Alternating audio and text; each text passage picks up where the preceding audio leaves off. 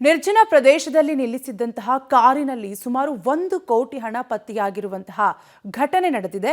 ಅಂಕೋಲ ತಾಲೂಕಿನ ರಾಮನಗುಳಿ ಬಳಿ ಈ ಘಟನೆ ನಡೆದಿದ್ದು, ಉತ್ತರ ಕನ್ನಡ ಜಿಲ್ಲೆ ಅಂಕೋಲದ ರಾಮನಗುಳಿ ಬಳಿಯ ರಾಷ್ಟ್ರೀಯ ಹೆದ್ದಾರಿ ಪಕ್ಕದ ನಿರ್ಜನ ಪ್ರದೇಶದಲ್ಲಿ ಕಾರ್ ಪಾರ್ಕ್ ಮಾಡಲಾಗಿತ್ತು.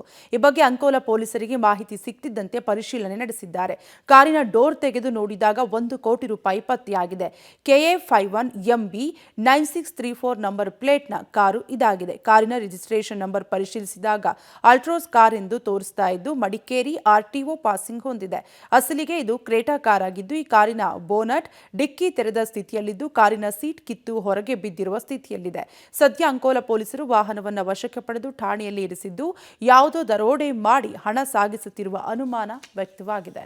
ನಿರ್ಜನ ಪ್ರದೇಶದಲ್ಲಿ ನಿಲ್ಲಿಸಿದ್ದಂತಹ ಕಾರಿನಲ್ಲಿ ಸುಮಾರು 1 ಕೋಟಿ ಹಣ ಪತ್ತೆಯಾಗಿದೆ. ಉತ್ತರ ಕನ್ನಡ ಜಿಲ್ಲೆ ಅಂಕೋಲದ ರಾಮನಗುಳಿ ಎಂಬಲ್ಲಿ ಈ ಕಾರ್ ಪತ್ತೆಯಾಗಿದ್ದು, ರಾಷ್ಟ್ರೀಯ ಹೆದ್ದಾರಿ ಪಕ್ಕದಲ್ಲಿ ಈ ಕಾರ್ ನಿಂತಿರುತ್ತೆ. ಪೊಲೀಸರು ಪರಿಶೀಲಿಸಿದಾಗ ಸುಮಾರು 1 ಕೋಟಿ ಹಣ ಪತ್ತೆಯಾಗಿದೆ.